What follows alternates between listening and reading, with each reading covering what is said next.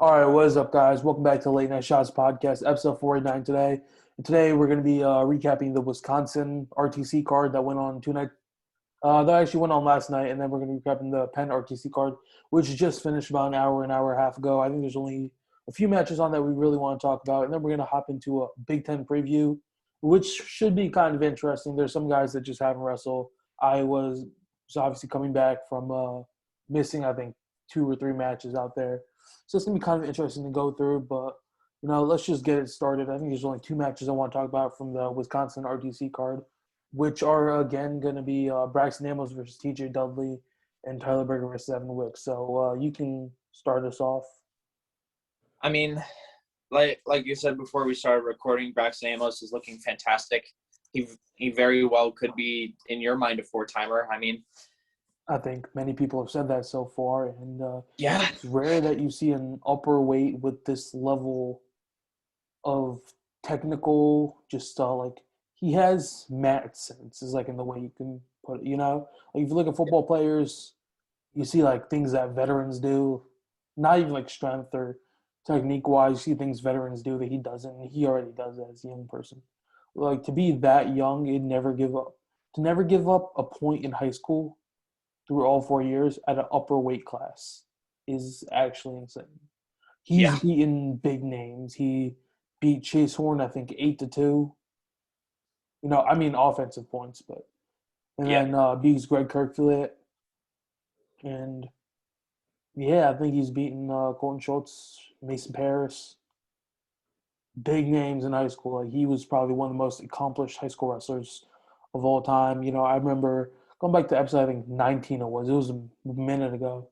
But talking to Trent Hilger, he has a lot of high expectation. I think the entire Wisconsin team, Chris Bono, the guys there have a big expectations for Braxton Davis. I don't think he's done anything to show us otherwise. TJ Dudley, 3-time All-American, very accomplished wrestler.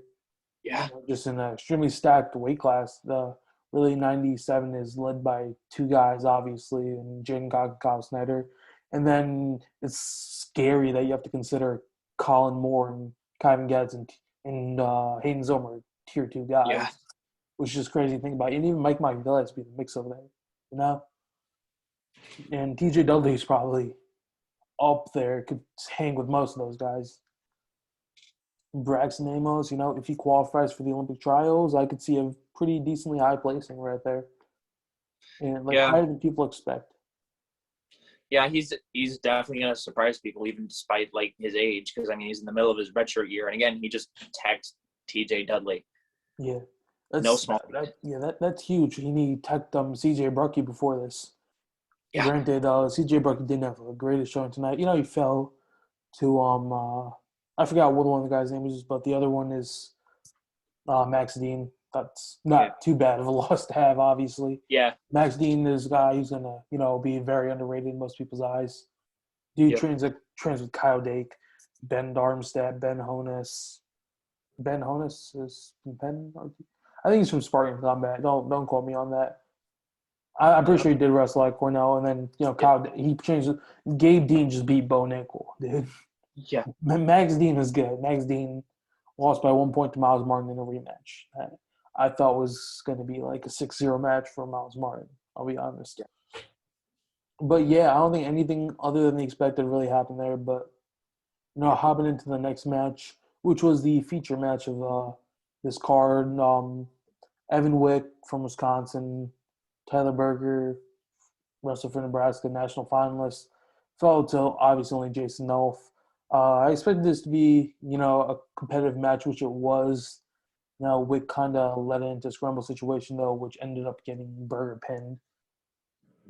Kind of just what it is. Evan Wick's a really good scrambler. He catches you on your back. He's most likely pinned you. You saw us a lot with the rivalry with Chance Marsteller. Even though Marsteller just, Marsteller is a guy who's been evolving very well, too, on the freestyle scene, which a lot of guys are sleeping on. But you look at Tyler Berger took him down a good amount of times. I've said guys that come out and that don't win natties, Miles Martin, Tyler Berger, Joey McKenna, are really slept on, and they come to just handle guys up here. Nate Jackson being another one of those guys. Joey McKenna just literally handled Seth Groves pretty easily. People have this bad habit of like saying, like, if someone is like a national champion, like if they're just like an All-American or like a high up All-American, they'll just say like, oh, he's gonna lose, when people just don't have that perspective of like, if you're an All-American, you're one of the best guys in the country, period, like no matter what. Yeah. So, I mean, Evan Wick over Tyler Berger, I root for Wick most of the time. I like the dude. And I mean, I don't know if it's really like an upset per se. I mean, Wick has definitely developed himself a lot more on the freestyle circuit. I wouldn't call it too much of an upset. I think Berger's a lot better than people think, but Wick has done phenomenally well at this level. I think one of these the flow cards they had, I think it was Evan Henderson. People were talking about Anthony Edgemendi would handle him. Evan Henderson comes out to beat him 8-3. Anthony Edgemendi had so much hype coming behind him. Yeah, but he's gonna live up. He's young. He's young. He's gonna develop, and he's going to be very good. Yeah, that's all I can really say for now. Hopefully these injuries he can get over them pretty quickly. Yeah. He has insane amounts of potential coming into this field, too. Yeah. He held the tied match with James Green. What do you call it, a leg lace? Yeah, and James Green gets everyone with a leg lace. And people were gonna again talk shit to him because of that, but didn't James Green tech Ryan Deacon in 14 seconds at finalists? These are like the comparisons that people will just pick and choose, right? Anthony Etchemendia, what is a true freshman right now coming in college? Yep. Again, but you look at Tyler Berger's. I think last matchup I've even seen was a domination win over Sammy Sasso. Yeah. Not the people that pick Sammy Sasso win. People don't realize what has Sammy Sasso done? Pretty much nothing. Doesn't have a Big Ten title. Doesn't have a natty. He was an excellent high school wrestler, but I mean, those are obviously that's a while ago. And that's high school. Yeah, and those are worlds different. Sammy Sasso was a freshman, going into what is now sophomore season. I'm not sure is he a true sophomore or redshirt? Either way, you put him against a guy like Tyler Berger. Tyler Berger, national finals. Who'd he fall to? Jason Nolf, one of the best Penn State wrestlers ever. If you look at that, right? And it might have been by major decision, but he was good enough to beat Ryan Deacon, Hayden Hidley, Alec Pantaleo, Steve. Sasso's a redshirt sophomore. Yeah, even go by that. Was he I think 3 years younger than? Yeah. People gave Sasso tech falls over him, which is actually insane to think about. That's ludicrous. But nothing really much went on in this card. I'll be honest. I didn't get to watch too much of it. That's really the only real important matches I saw. Hopefully, they're starting to get better and better opponents on this. Obviously they're not going to be able to pull the caliber of opponents that Flow does because they can't really afford that much to pay for guys, which is just really what it is right now. I think the more people that start watching events on Rockman, the more they'll be able to pay their creators and just making stuff better in that place, right? Flow just has so much of a bank that they can just pay us to do whatever. Mm-hmm. So, we'll hop into the Penn RDC card that just happened. Right. I think the main matches I do want to talk about are obviously Max Dean, versus CJ Brucky. I think this was a good match. I think Dean's a guy who's just kind of looked at the younger brother of Gabe Dean right now after he made a return. That's all it really is. He's an entire national finalist, right? Yes. And probably one of the most bonkers NCAA runs ever, really. Yeah. He got majored by Miles Martin at the beginning of the season. Yeah. And then he came back to beat him. And people's like, oh, luck, Miles Martin show. Preparation, meeting opportunity, right there. That's what that was, and he took full advantage of that. And exactly. Guy was just leave a guy. It's like when you take down the number one ranked guy you've seen over and over again. When you take down the final seconds by an underdog, people are just like, oh shit. They're like they don't attempt to get up. You saw with Noah Adams or Stephen Buchanan. You see it over and over again, right? And you saw it, It's just really how that is. But I think the only other match really I really wanted to talk about is going to be Julian Ramirez versus Quincy Monday. Yeah. Guys that have huge potential, right? Yes. Julian Ramirez kind of just took him down with a low single, scrambled for a bit, and then caught a trap arm gut, then a normal gut, and kicked him in, I think, 39 seconds it was. Yes. That could be showing a lot for how Cornell is really going to play out now. So, Yeah. Greg Diakom, Vito Arujau, Greg Diakomahalis, Yanni Diakomahalis, Julian Ramirez, Chris Foca,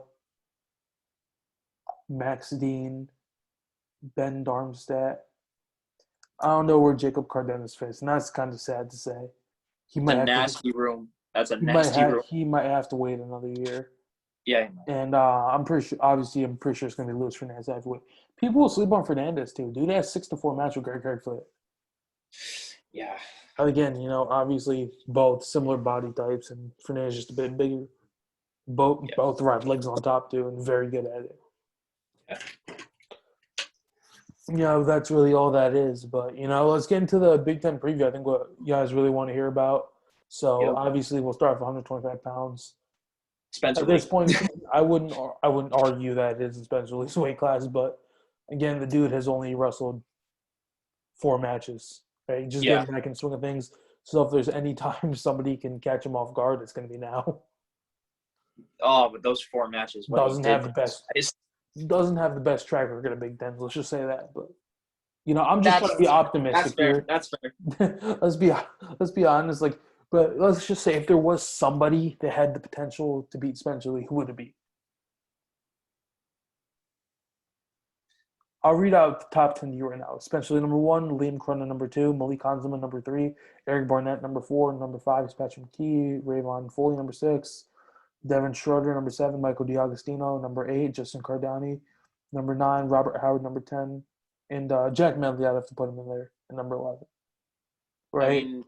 Rankings play out, it'd be – was it D'Agostino? I mean, I'm looking at the Intermat rankings, but D'Agostino – what the hell?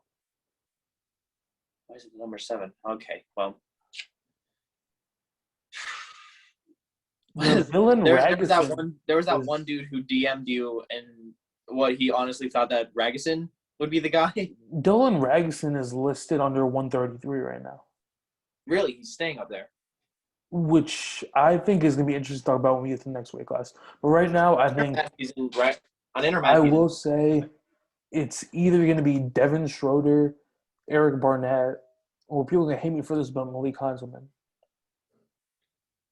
Eric Barnett has had a fantastic showing so far. Maybe he does the unthinkable there. I doubt it, but if anybody were to make it happen, it's who are especially his losses, right? Let's look at Nathan Thomasello. Who are his real losses? Not again. Pitch, Thomasello, Rivera. He lost to Bresser in overtime, but he lost to Rivera twice. We're gonna have to put that in, obviously. Yeah. 5 career losses. Chances are he most likely doesn't lose again, but if he does, this is the place to get him. All right, I don't think there's much to talk about. I think Howard can make a run to the finals. Rayvon Foley can make a run to the finals. Eric Barnett can make a run to the finals. Otherwise, I think it's going to be Malik Heinzelman and Robert Howard. Yeah. That match was kind of it was somewhat one-sided, but again, Kale always peaks guys really, really well. Yeah. And so, Howard has also shown a lot of potential. And again, like you've said, if he wrestles like he normally wrestles, which is a bit of a higher pace, which we haven't seen as much in college. He's hit some nice duck unders. Obviously, his speed and scrambling ability is it's right up there, right? Mm-hmm. But, who knows how nationals play out. Again, this dude's competing as a true freshman, right? If you think about how much time they get, who knows what Robert Howard could pull off. I think you're right. He could make that run to the finals. I remember watching Robert Howard just win a state title last season. I was there in person. It was wild.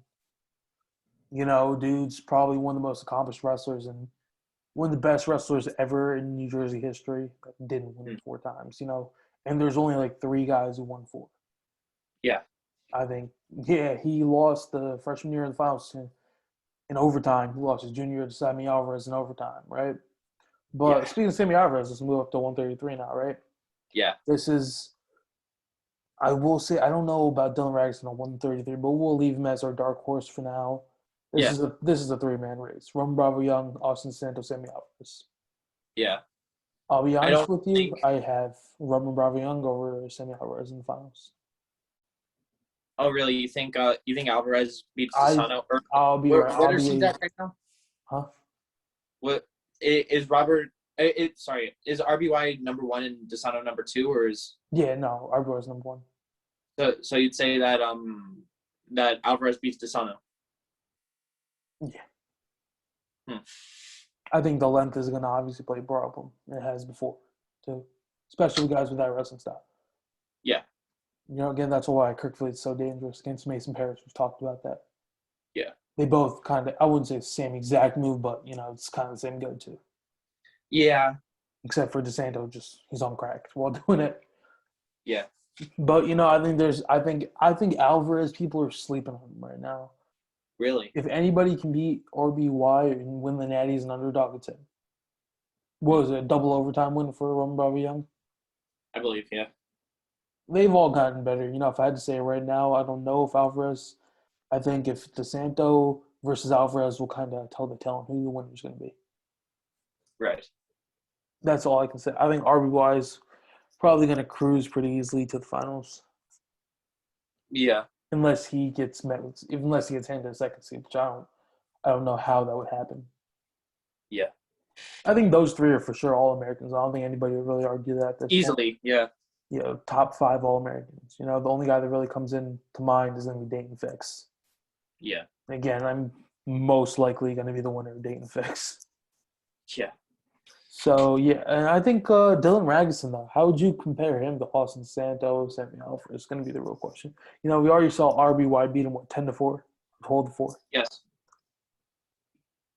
I don't know how you compare him too much, so I'll kind of just leave him as a, you know, they have Boo Dragon at number 6. Because he just got pinned by Northwestern.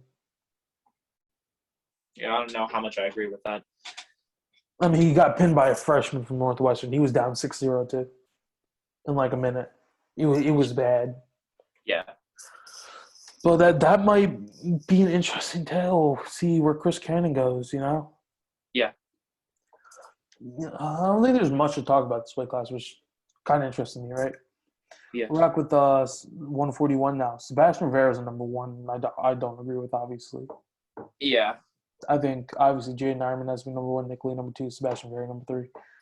I think Nick Lee is going to – I obviously have Nick Lee over Ironman. We've said this many times, but Ironman should be ranked number 1 right now. But as this is being said, Chad Red, Dylan Duncan are 2 guys to not sleep on. Absolutely not. No. I mean, I think Ironman has pretty firmly established the gap between him and Red. He cradled him like 2 times, I think, and then It was like 8-4 match. Yeah. Chad Red took him down though, so yeah. You know. But good thing is Flo doesn't make the brackets, so Yeah. You know, I think Nick Lee versus Sebastian Rivera might be the match of this tournament in the semis to watch out for. And you pick Lee over Rivera naturally. I would have to say so. Yeah. Yeah. Would you pick Rivera? I realistically can't. I mean, I gotta disagree with you. I just don't see anyone at 141 beating Ironman. No, I can agree with that. Right. I think again, Nick Lee versus Jane Ironman. If Nick Lee doesn't get credit, I think he wins. That's a good point. But again, that's easier said than done. Yeah, and I mean, Jane Ironman's primary ways of scoring are he's got that double that he shoots really, really weirdly.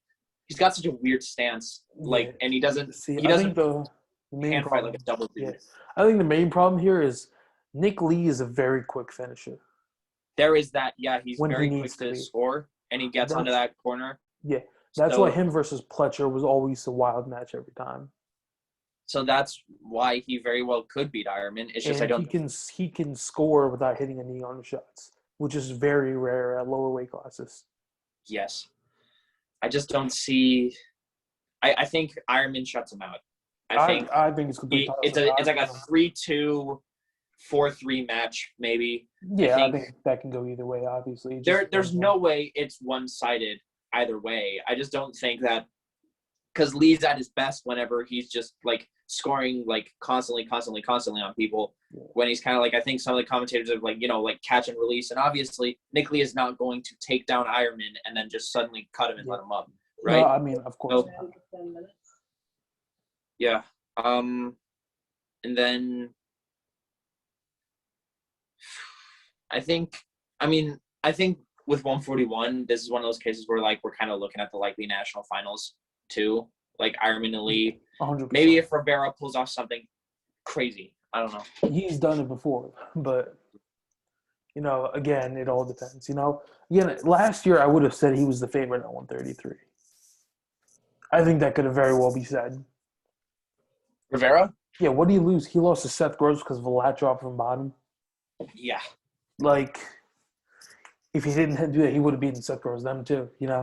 And more likely than not, DeSantos just going to get kind of handled by Rivera the way he wrestles. Unfortunately, yeah. As fun as it would be. Yeah. I think if somehow Rivera gets a 4 seed and gets matched up with Ironman, I think that might be huge upset potential. I think I will say this handily, but Nick Lee versus Jaden Ironman is 100% a toss-up. Yes. It's obviously Ironman. If I put a pull-up, Ironman's going to win that every time because Iowa's fan base is just through the roof. Dedicated. That's all they are. They didn't exist before, but now that they're good, they do exist. Yeah. Let's be honest. Yeah. But, I think that's really all we can say right now, right? It's probably a low-scoring match. If Ironman comes out, he can pin him. And if Ironman's defense doesn't stand the test, Nick Lee could take it to him. Yeah. It's going to become dependent on Ironman's ability to slow him down, stop him from getting to the corner, and then ultimately, getting to his cradle. I mean, I don't think that there's any disputing that Ironman is not particularly one note in the sense that he's a very good scrambler, and obviously he can score from multiple positions, but in terms of his primary offensive scores, it's a cradle and a double, right? It's not. And I mean, that's going to serve him very well. He has, yeah, exactly. He's not like a powerful wrestler. He just hits it from a weird angle, and his footwork is so odd. But like people are getting gassed up because he hit on Kinchegashvili at the Hawkeye wrestling thing, right? But again, Kinchegashvili, what has he done since? He obviously hasn't I can't say since he moved up. Yeah, I can't say what has he done because he's still an Olympic champ, right? Because that just sounds like stupid to say that. But well, I mean, it's been a pretty well. Yeah, it's been a pretty 65. Yeah, exactly. I mean, he's not the killer he was at 57. And also, I think if Ray Higuchi wasn't robbed, then he would have won 57 kilos. But that's what it is. I'm pretty sure nobody else here that's listening to this except for me knows who you're talking about, though. I'll be honest right now. But speaking of that, let's hop in. We'll leave that. That's for you, thought. If you're still listening at this point, who do you have winning 141? Is it Sebastian Rivera? Does he pull the three-peat in the Big Ten? Does Jaden Ironman win his first year in the Big Ten? Or does Nick Lee finally claim the title? Drop it below. Does Nick Lee have a Big Ten title? I don't think so. No. Nah, okay. Hopping to 149. Is there much to say? I really don't think so. No. Sammy Sasso. Yeah. Number two guy is Maxi Murin. Number 3 guy is Mikey Carr. He pinned them both. I think he's a guy who's also not talked about for the Hodge Trophy. I think he should be higher than Ironman for the Hodge Trophy. I'll be honest with you. Yeah. Max Murin's a guy who could very well make the national finals. Sammy Sasso's number 2 in the country behind Austin O'Connor right now. Yeah. That's awful. I will say that right now. That's nonsense. Yeah. I think Bo Bartlett at 13 is pretty fucked up, to be honest. That's a little high. I think Bo Bartlett, All-Americans. Oh, really? He's bold. I will say that. I don't think high. I think if he wrestles a good tournament, he can place 8. He's good. I just don't think He took down I don't Sammy think Sasso. 149 is his weight class. I feel like he would just be so good at 141. But I mean, naturally, you have Nick Lee. But It's not his is Nick choice Lee a at that point. senior? Yeah, but he has another year. Oh, because free year. Everybody does. Yeah. Yeah. That's where it comes a problem. But I think Bo Bartlett, if he could make it happen, See, if this stuff got coordinated earlier, I think Nick Lee could have gave Sammy Sasso a run for his money at 49. Yeah. But with that being said, Nick Lee thinks he can win at 41, which is probably more possible at this point being said. Yes. Sammy Sasso probably is just going to handle him kind of physically. Yeah. That's, again, the only way to really beat Sammy Sasso is handle him physically. And who does that better than anybody else at 49? Pat Lugo, when he kind of won because of that. Yeah. You make that. He might have been robbed. He might have been this. Lugo was robbed the first time. Sasso was robbed the second time. I don't see a problem there. Yeah. I'll be honest. So 57 is going to be a little more interesting weight class. And obviously, I think 90. Yeah. I don't think you can. No, you can't sleep on Deacon anymore. I know there are people who still are. You really can't. Deacon, yeah. I think we can both throw him at number one here. Caleb Young, I will keep as a wild card.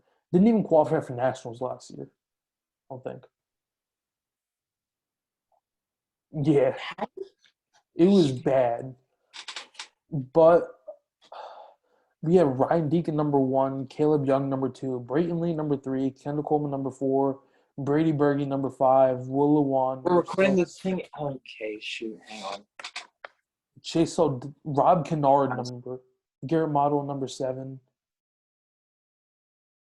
Rob Kennard number 8, Chase Soldati number 9, Elijah Cleary number 10, Caleb Licking number 11, Michael Doge from Maryland number 12, Matt Ortiz from Indiana, and then Luke Odom from Illinois is number 14. It's obviously going to be a little bit more interesting weight class as you move down.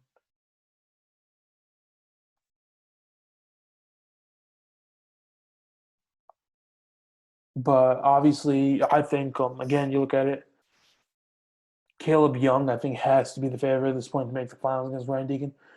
I think maybe an interesting match. Caleb Young's obviously known for his great defensive abilities. Okay, we're having technical difficulties. We'll be back with you in a second.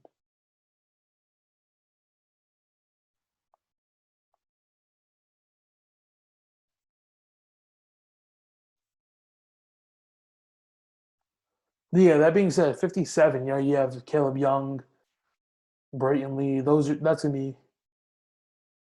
All right, he's coming back on. Something just happened. We're good. Sorry, I think his internet just crashed. We'll get that settled very quickly.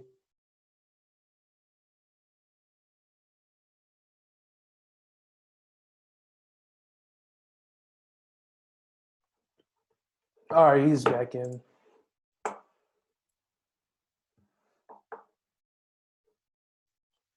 All right. Sorry about that. Yeah, no, you're good. Just turn your thing this way. All right, so 157. Okay. Check your text real quick. But yeah, no. What I was saying is, you obviously have Brayton Lee, Caleb Young fighting for the number 2 spot. Going to be 2 interesting matches right there. Then you have Kendall Coleman, who made the finals last year. I think, again, Kendall Coleman's the most athletic guy in the field. He can very well pull an upset there. Yes. But yeah, can you turn your phone again sideways though? Oh, yeah, you can. But being said, it's going to be a very interesting weight class because can Chase Soldati pull an upset somewhere? I think he has to be the biggest talk of this. Yeah, I mean he's got. He's like we were saying earlier. He came in with a lot of hype behind him just because he's one of the bigger dudes on social media, and obviously he's got the hype coming. He trained with DC and Khabib, but I mean, if you look at him again, he's a very legitimate wrestler. He's just at 157 is a Shark Tank. I mean, people say that he got shut out. He got shut out by Will Lewan, who is not really shut bad. out by Will Lewan? Yeah, I think the final. I wasn't watching it though. Yeah, because I remember the whole thing revolved around Peyton the Man. Yeah. beating Caden Store, I think it was. I think that's Yeah. all anybody was talking 7-2. about here. So Yeah. yeah, it's So, gonna I be mean, interesting because I think if anybody can pull an upset, big upset, maybe into the finals. Obviously, I'm pretty sure Deacon probably majors his way through this, but yeah. I don't know about majors Caleb Young. I think Caleb Young's gonna be tightly contested match. I don't know if Caleb Young can score on him though. That becomes my main issue here. Does Caleb have a match against Deacon? They might. Now I think about it. I doubt it though. Yeah, no, he doesn't have a. Wait, nope. Hang on, spoke too soon. He did. 2019. He actually beat Deacon. What was the score? He's beaten Deacon twice, both times in overtime. Oh, I remember that. That was at Big Tens. Bro, Yeah. Deacon tanked. Yeah. You also have to realize Deacon was also just making the bump up for 149 that year. Yeah. Well, I mean, that's true. He's always been an absolutely massive 149. Yeah. What do you lose to Zane Rutherford 10-2? Yeah, but I mean, that's not too that, bad. I wouldn't consider. that's not too bad considering it was wrestling Zane Rutherford. Yeah, Zane Rutherford, what, he pinned Brendan Sorensen? Zane It Rutherford, was like insane. I think he won the Nationals by tech fall twice, if I remember right. Yeah, it was wild just to even think about that. Looking Yeah. at 65, it's a little more interesting of a weight class than I would think, right? Yeah. I think if there's one name, has to be said, Alex Marinelli. Yeah. Is anybody beating him? Probably Unlike not. Alex Marinelli has been the best performer at the Big Ten tournament. yes. He beat Vincenzo Joseph twice, three times I think actually. No, I think twice. they're 3-2 all in all. 3-1 actually. Vincenzo only beat him once, right? Because Chenzo lost to Imar twice and Marinelli twice. He from what it looks like, oh yeah, he's got only one loss to Chenzo. Yeah, I mean, yeah, Chenzo's also. You look at this right now. Again, you have Danny Bronigal number 2, Ethan Smith number 3, Cameron Amin number 4, Jolie number 5, Andrew Sparks number 6, and Peyton Robb number 7. You could count. I would count anything up to Garrett Nijenhouse at number 9, and then Jacob Tumbers number 8. I don't think I said him, but it's a very interesting one. I think obviously Alex Marinelli most likely doesn't lose. Who Yeah. here has wrestled the best match against Marinelli? Andrew Sparks. Sparks Yeah, again. even then, he didn't score a takedown if I remember We right. may see another Mason Paris essentially. I don't want to speak too early, but like this is a guy who's only been wrestling for 4 years. That is true. Once he's developing better every day. Obviously, he gives up takedowns where he really shouldn't, and his defense isn't too refined. But Yeah. against Alex Marinelli, he was not the biggest neutral guy. Yeah. And he's gotten out from bottom. Marinelli really only scored on Sparks shots. I think if anybody can make a big run to him, Joe Lee again, was he the brother? His brother of Nick Yeah. Lee, that alone probably counts for something. Yes. And Garrett Nijenhouse, one of the most highly touted recruits. He has a win over Chris Foca, win over John Pisnansky, high school, Yeah. at 182, cuts down to 165. Very well can make some noise right there. Like it's gonna be interesting. But again, Yeah. Bronigal from Illinois has been solid the entire season. Ethan Smith has been solid. Cameron Amin has been kind of overshadowed by a dominant Michigan team right there. Yeah. Joe Lee is just the fact that Joe Lee is like considered a bad for his team is just crazy. Yeah. Like, dude's good. Who's he filling in for? Vincenzo Joseph. Like, it's not exactly the easiest thing. And then he's going to be looked at in a way because Carter Starachi's filling in so well for Mark Hall. Yeah. It's a young team. I mean, it's a young team. They're coming back next year, which is going to hurt Iowa so much. Yeah. Penn State could very well beat them right now because think about it. Go back to last year's 16-17 duel. What would have won the match? Kirkland. Yeah. That's all they needed. Kale didn't bring him out though. That's like, ooh, Yeah, it keeps him for an extra year because again, he would have probably placed second or third that year. Yes. I would say second, obviously, because we have mixed opinions on this, but for sure Yeah. everybody does. Some people have Kirk Villa winning, some people have him placing second, some people have him placing third. It's really whatever. I don't think anybody with a brain is going to argue that those aren't the top three. Yeah. Now, if Cassiope beats Kirk Villa, well, damn. In my opinion, Kirk Villa runs fucking circles around Cassiope, but 174 is one of the more interesting weight classes, right? Yeah, you got Labriola, Cam. DJ Washington's full name is Donnell. Solid. I like it. But yeah. So I think obviously the underdog here is going to be DJ Washington, Yeah. right? I kind of agree with these rankings. You know, Michael Kemmerer 1, Mikey Labriola 2, Carter Storace 3, and Logan Massa 4. Oh yeah, Massa. Yeah. Where does he Storace finish? beat him. Storace beat Romero too. This is going to be huge if Storace wants to win, right? Yeah. It's going to suck for Kemmerer. Yeah, you get like what your Logan Massa and Romero are going to meet in the quarterfinals if these rankings stand. And then Kemmerer's going to get one of those two.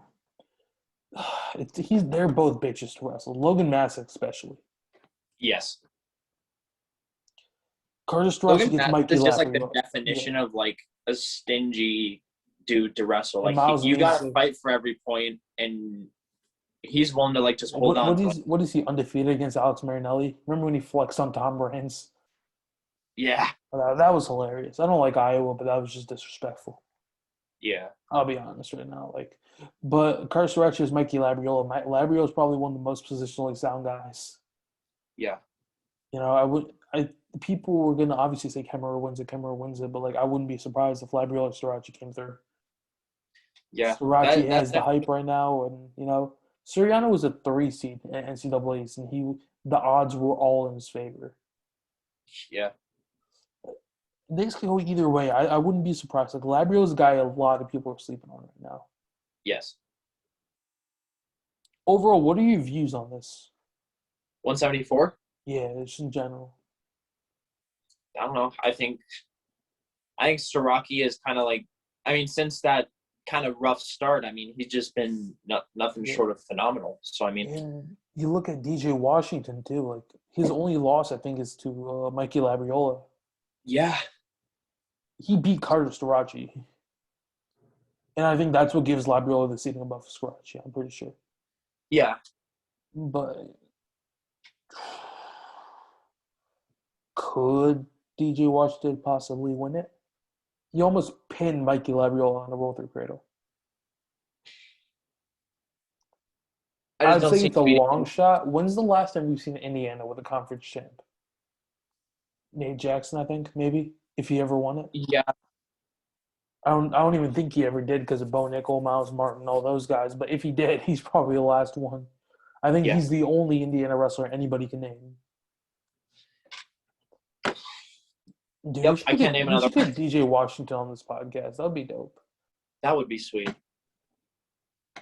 But again, that's huge right there, obviously. So yeah, if he can make a move, possibly knock somebody off. Because think about it, team titles are decided on who places higher, not who beats who, right?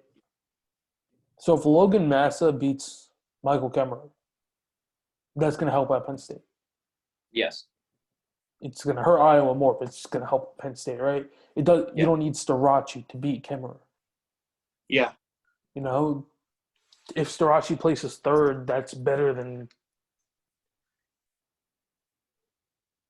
if Kemmerer places third, doesn't make the finals. If Storace places second, it's whatever, right there. Yeah. So again, that's huge right there. So again, I don't know, dude. How do you think Massa versus Kemmerer is going to turn out? That's the one I've been thinking about. Either it's going to be a stupid take because I could very well see Kemmerer just handling him. He could go the other way too. Yeah, exactly. This is one of those they're neither of them are like big scorers. Because I mean, again, Kemmerer was a 157 peck. yeah, but I mean, like I feel like now he's just a full blown 174. Yeah, now. he's not that. No, he's pretty big. And then Madison was a tank at 65. I wouldn't go to say that he's undersized at 74 either. I don't see why he felt moving up. I mean, he's clearly still going to wrestle at 74 kilos, unless this is some transition to 86, which I feel like I think that's just maybe a transition to 79, or maybe just feel better right now, because obviously the Olympic trials are more important than the NCAA season. Yes. But let's just be honest there. Does he have a chance of winning? Most likely not. But at 74, no. At 86, 86, no. Let's be honest. Do any of these guys have a chance of winning now? No. It's a 3-man race at 74. There's one man at the top and like 6 tier 2s. 86. Yes. That's all it really is. Could he be the guy at 79? Again, probably. I doubt it. It's most likely going to be Kyle Dake. Yeah, how long is Dake really going to be going in 79? I mean, I feel like if he beats Burroughs in this Olympic year, then he's just going to stay at 74, right? Because then he doesn't have to deal with that. He has to keep beating him. He does have to keep beating him, but I feel like if he beats him once, he's going to feel like he's going to be able to do it twice. Then who's our 79? Can Bo make 79? He seems like no way in hell he can make 79. He looks small at every weight class he's at, so you just think he can keep cutting more weight. He was decently sized at 184. I was rewatching his match. You don't think he can make – how much is 79? 175? 79 kilos, 176. 176. You don't think he makes 76? Well, I think if he was a dude who was fine with like brutal weight cuts, but he's literally said in interviews he just doesn't like it and he doesn't want to do it. Yeah, I don't think he's a dude who benefits from size. I don't think he's someone who stylistically is going to benefit from, because I mean he snapped down like Mike Machiavello, who's a tank, right? And who obviously would weigh a good bit more than him. Yeah. I mean, he did have size issues in the sense that like against Jaden Cox, whenever he got in on a shot, that he would score. I think that was also else. Jaden Cox isn't a guy that uses his strength that much either, if you think about it. No, but like he got in on a shot and it was like he hit a brick wall, right? I think Cox isn't like super strong, or that wouldn't be the first thought whenever you look at how he wrestles. But he definitely is a very physically strong person, and his hips are really, really solid. I mean, half the time your problem is trying to get around like his footwork, right? Like you shoot and the leg's just not there. But like whenever you shoot and the leg is there, I mean, it looked like he just completely shut Bo down. Right? So I don't think he's someone that benefits particularly from size. Okay, so here comes the question that, obviously Ringer's a 79, can go down to 79 if he wants to. Yeah. Miles Martin, could he go down to 79? I don't think Miles Martin makes the weight. I think one that people are really forgetting about is Max Dean. At 79? Yeah. Dude, like, he's good. Like, he just beat Nate. Granted, Nate Jackson did wrestle Kyle Snyder before, but he still beat Nate Jackson. And that was at 97, right? They just did it like a 97 across the board? Or no, I think Nate Jackson had to make 86 for that. He had to make 86? Yeah. But then he had to wrestle Kyle Snyder. I don't know, because he would have to wrestle Max Dean, too, so I don't know how exactly that would work. Weird. Either way, regardless, though, did you see that tweet that I posted on my story? Which tweet? The dude talking shit to Nate Jackson.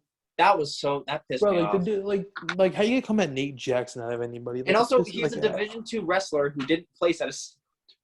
Yeah. Not to obviously. Like, normally I would never. But like, how are you gonna talk shit to a dude who he lost to Kyle Snyder? Okay, it's Kyle Snyder. And you think he's not fatigued by that?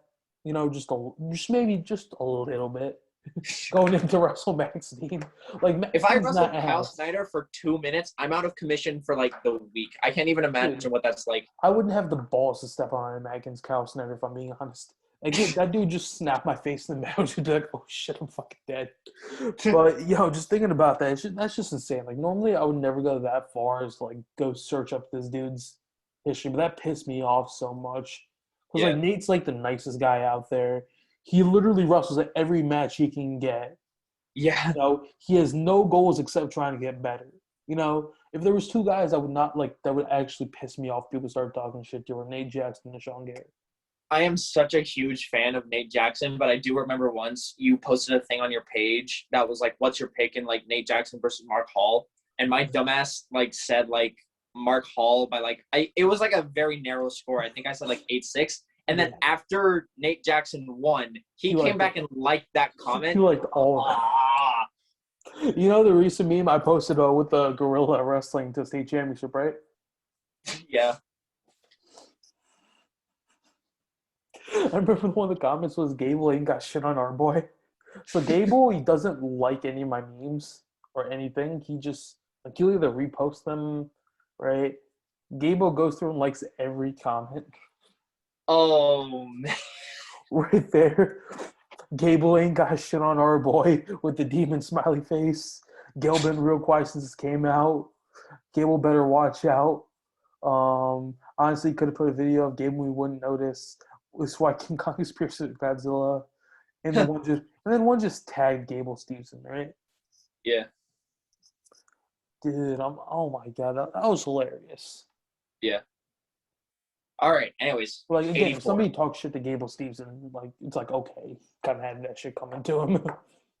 Yeah, I mean he talks enough shit that he's gonna get some back. But why would you shit talk Nate Jackson? The dude has literally, he's never insulted anyone to build up a card. I think. Yeah, I don't think so. I think Bo Nickel is even a guy you can come at. Yeah. A little bit like Miles Martin. What has he done? Kyle Snyder. What's that man done? I know we all made fun of him for like obviously that's like you're gonna get kind of clowned on a little bit if you pin Massage Live right there. People say he fell off, but like at the end of the day, like I don't think he has beef with anybody or anything. Like at the end of the day, him and Jaden Cox are like gonna be lifelong friends, no matter who makes his team. Yeah. You know, Kyle Dake is again a guy you could have a little bit of shit against. Kyle Dake is someone that you can have a good bit of shit against. Yeah. I mean, I'm not a fan of like the trash talk in wrestling. I mean, I know that like that's kind of dumb. Like it makes money, it gets the name of the sport out, and the fact of the matter is drama sells. It's just personally, every single time I hear trash talk, my first thought is like just beat them. That's all you got to do. Let your skills talk. And I mean, obviously these are like ridiculous. Spencer Lee goes out talking shit about like Liam Cronin, right? It just kind of seems more petty than anything. Yeah. Right? Like, even though we all know Spencer Lee would whoop him. It would be kind of dumb if Spencer Lee, like, trash talks just because, like, we all know that he would just thoroughly just... Yeah, but then comes the thing is, like, what if he gets upset? Trash talk is only compelling whenever it could feasibly go either way. Yeah. Yeah. Everybody's coming for his head, though. So, but speaking of that, we hopping into 184 now. So, Aaron Brooks. That's it. Right. Another name I want to bring up is again might be a little bit biased because I'm from Jersey, but John Poznansky. Yeah. And Taylor Venz, dude. I don't know. Taylor Venz at number 7 is fucked up, bro. Yeah. But I like if you watch the matches, Nelson Brands, you kind of threw it. I think Taylor Venz is the guy who's going to place much higher. Zach Bronigal and Nelson Brands too, and Rocky Jordan. Watch out! I will say this again and again. Watch out for Jelani Emery from Michigan. Did he wrestle Venz? No, I don't think so. The last time that he wrestled Venz, he pinned him. Brooks, I mean, not Brooks. Yeah, Brooks. Brooks, but Venz beat him. You know, it was like a 15-10 match. I think it was something crazy like that before Brooks pinned him. It was weird. John Poznansky, again, a guy to watch out for. Nelson Brace, I can't count that man out, but he just starts choking every time. He came out on fire last season and then started tanking. If you were able to shout out. Yeah. But again, I think we can all pretty much say that Aaron Brooks is going to win. I don't think anybody would really argue that, obviously. Yeah, I don't think there's not an argument to be made. Yeah, I don't think so either. Yeah. Who's hopping 97? This is where we come into a lot of interesting questions. Miles means number 1. Yep. We have our opinions on that. Eric Schultz number 2. Jacob Warner, number 3. Lucas Davison, number 4. Cam Caffey, number 5. Mike Beard, number 6. Thomas Pinola, number 7. Matt Wroblewski, number 8. Gavin Hoffman, number 9. Billy Jansen, number 10. All right, I'll say right now I have Eric Schultz, number 1. That's what it is. Agreed. I'll be honest, I hope Amin doesn't win because I've talked so much shit. Oh, really? Yeah, I don't. It's possible, and then the guy just starts shit talking me because he's like, "Oh, Amin's gonna trash Schultz, like major him or some shit." Sheesh. Dude, beat Michael Beard 6-5, bro. There's a solid chance Beard could come and win this weight class. Yeah, there's definitely some upset potential there. I think people are overhyping Warner a little bit. They've been doing it for a while now. Didn't even All-American 2019. You know, it's obviously interesting weight every single time because, again, there's never been really a defined number 1 except for when defined top field until that one. What do you think about Bo Nickel? What do you think about Caffey? Do you Caffey, think he's a dark horse? again, presents a lot of challenges. Caffey can definitely win it. Yeah. I think Schultz has been the guy for a while now, and I don't think you can bump up from 174 to 197, and then just like walk through the field, right? Yeah. I think he's gonna be met with a roadblock somewhere. Yeah. And this dude tried to bring the point that I was Olympian. Like Amar Desi's an Olympian too. He plays 3rd, his best. Yeah.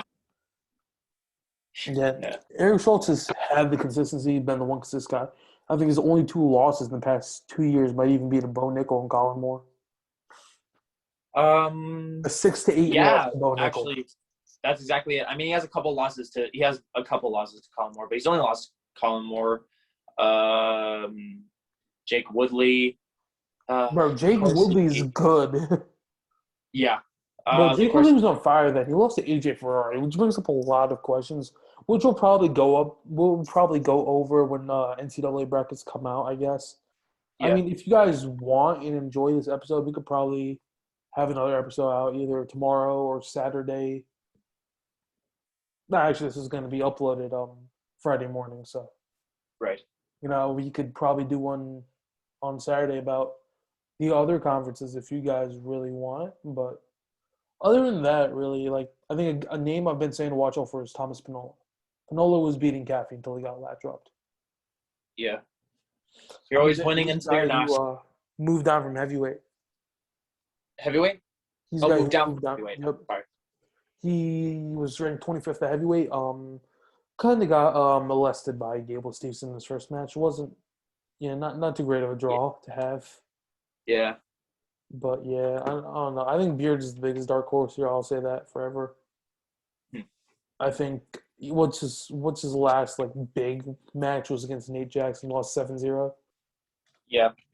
You know. And that seemed like a huge weight cut at 200. Yeah. I think he was like that seems stupid because he's wrestling 97 now. But he was just getting beaten and like he let himself into Nate's wheelhouse. That's all it was. What the hell is Kirklee's wrestle stat there? If you get blast doubled once, you're gonna get blast doubled again. Yeah. That's just how it is. But let's go into 285. Kirklee and Gable in the finals. That's all I gotta say, really. Kirklee's at number 7.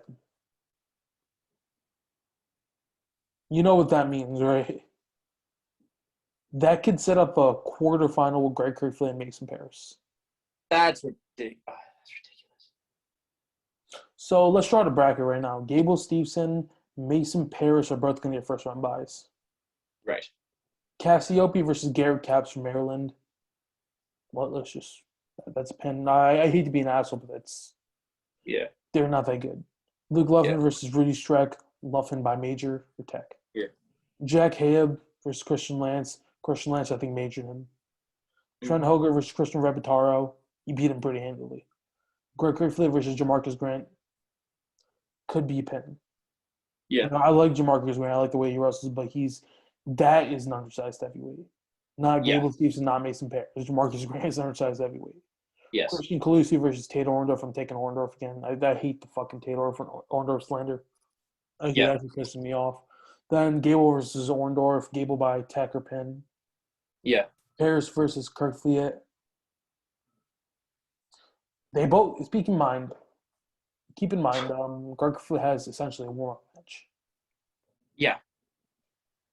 I have to rock with Kirk Fleet. Hopefully, these are not how the brackets stand. Like this pisses me off.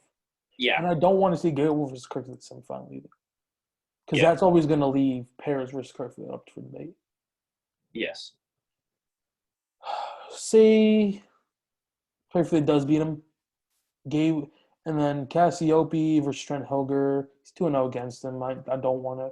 I think there's obviously upset potential here. I think Hilger's a guy who's rough season. You know, I don't. Yeah. I can't say I'm like 99% sure the dude has like some injury or something going on now, but yeah, that's got to be it. He just hasn't looked the same, and I don't know what it's up to. He's like a hard ass working dude too.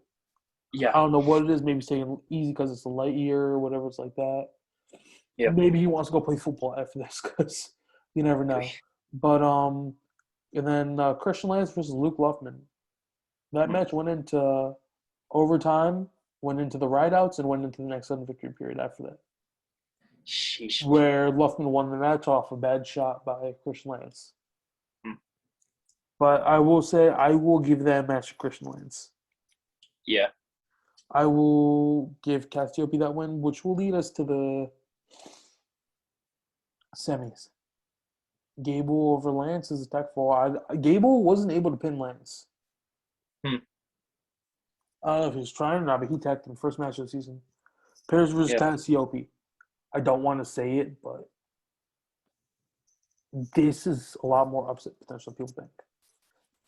Paris is not that much. Paris doesn't even have that much of a foot speed advantage on Cassiope. Paris isn't that fast. People say this man's like super athletic. Like he's really not compared to these top level guys. He's definitely athletic. He moves his body well. It's just not in the sense. He's not outspeeding Gable or Kirk. Yeah, there's like levels to this, right? He's obviously more athletic than Cassiope, but he's probably stronger than anybody in this weight class too. Yeah. Let's be honest, except for maybe Stencil Cassiope. But keep in mind, Cassiope also the points scored were defensive points by Paris. One just happened to catch him on his back. Yeah. I think this is a really close match, which is again going to be a problem. Yes. It's also going to come down to how Gable can conserve his energy. Yeah. Throughout this tournament, because I think this is a one-day tournament now. Oh, it is? Maybe a 1 or 2 day, right? But then Kirk Fleet versus Cassiope, if that is our semifinal. How much is Cassiope's size wearing on Kirk Fleet going to take? No fucking shot in hell Kirk Fleet puts Cassiope in the cradle. Yeah.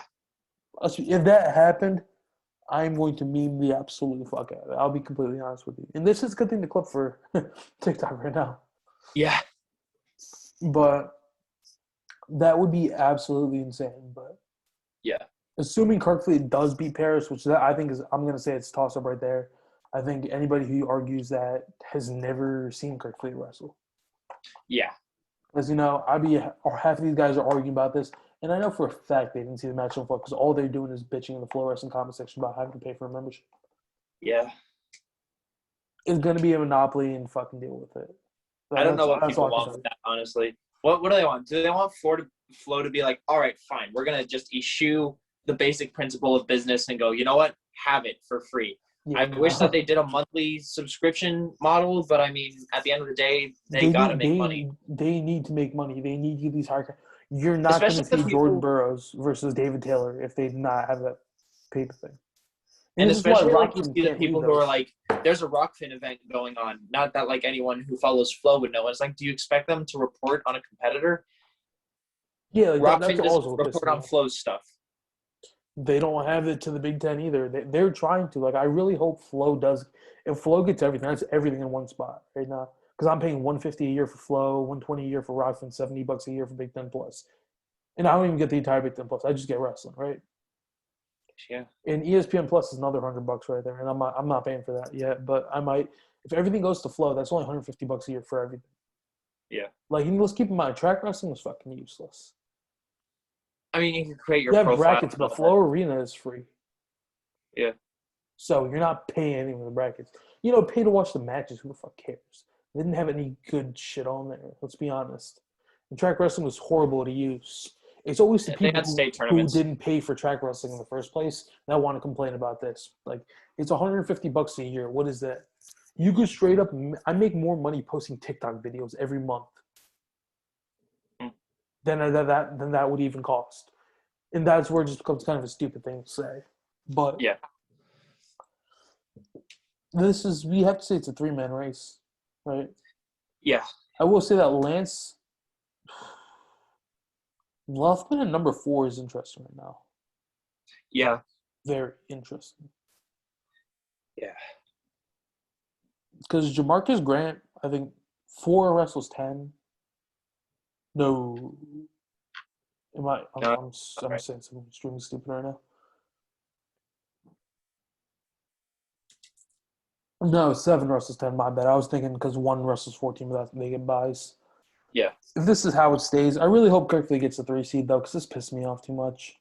Yeah. This is just awful. What are your internet rankings for heavyweight in the Big Ten? Or can you not find Big Ten rankings?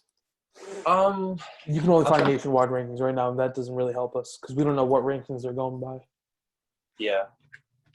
Because we could very well see Seth Neville's at Big Ten, and I wouldn't be surprised. Oh, really? But there's only 2 guys realistically that have the chance to be a 5-timer, and those are Craig Griffin and Carstarachi. Right? Unless Ragson comes out and sticks Penstoli and freak accident. Internet has Neville's at 7th. Where's Kerfoot then? Kerfoot's not on there, obviously. Yeah. All right, so that brings up a lot of interesting questions. If I'm looking at this, the top 11 guys in the Big Ten are top 32 guys in the country, in my opinion. Yeah. Gable Stevenson, Mason Paris, Tony Cassiope, Trent Hilger, Tate Orndorff are all Americans. Yes. Luke Luffman's a younger guy. Christian Lance is a Division II transfer. Greg Kirkfleet's a freshman. Jamarcus Grant, Christian Colucci, I don't know about. I think Jamarcus Grant beats Christian Colucci. I don't want to say it though. Yeah. I don't. I'm a Rutgers. I like Rutgers, but I can't. That dude. Yeah. He can't score from neutral. He's like the best staller. Like Mason Paris only beat him 11-3. Yeah. And then Christian Rebitaro was good. Like he lost in the state finals to Seth Neville. That's not a bad loss. Yeah. High school Seth Neville is probably maybe one of the most dominant high school wrestlers ever. Probably, yeah. Senior year Seth Neville's. Does he have 1 career loss? Gable, he already supersedes Gable's career. Yeah. Gable has like 3 losses. I don't think Adam Kuhn has any losses on his high school career. That may be the only one. I know Snyder has a couple. Yeah. From Jaden Cox. Yeah. Who was Kuhn's main competitor? Sam Stoll. Yeah. Yeah, and Greco. And he would obliterate Stoll. Or Stoll was good, though. I think his only losses came when he first got on the senior level. He got whooped by Robbie Smith in the Olympic trials. Yeah. Came back to pin him a year later, which is great, too. Yes. I like both of them. Like how you going to – he's another guy. Like, how you going to talk shit to Adam Kuhn? Yeah. Like, talk shit to Sam Stoll for shooting himself in the knee. That's fine. But that's an awful thing to talk shit to someone about. He did it. He faked it, and he lied about it. I don't know if he did it or not, but, like, obviously, hopefully not too many people see this and just start getting mad at me because of that. But, if it was really on accident, yeah, I feel bad. But, Sam Stoll was, like, a guy, like, he just, like, I don't know what's going on. There was something with him. He came out, he should have been this was his year to win the national title, or at least make the finals. Yeah. Like, the match with Gable was 5-3. A healthy Sam Stoll could have very well beaten Gable Stevenson. Yeah. And Sam Stoll healthy would most likely beat Anthony Cassar too. Definitely. Like, what's Cassar's main? Could you imagine anybody blast doubling Sam Stoll? No. Like same thing. I say Anthony Gasol versus Adam Kuhn is not going to be close. Yeah. Like Mason Paris not going to be Adam Kuhn. Let's just be honest. Again, it's like again the Big Brother aspect. We've talked about this. I think Don Bradley said it best. Like anytime him Jaden Cox wrestle, he will beat Jaden Cox. Yeah. That's again for that whole aspect. You know, obviously, who's the better wrestler, Jaden Cox? But no.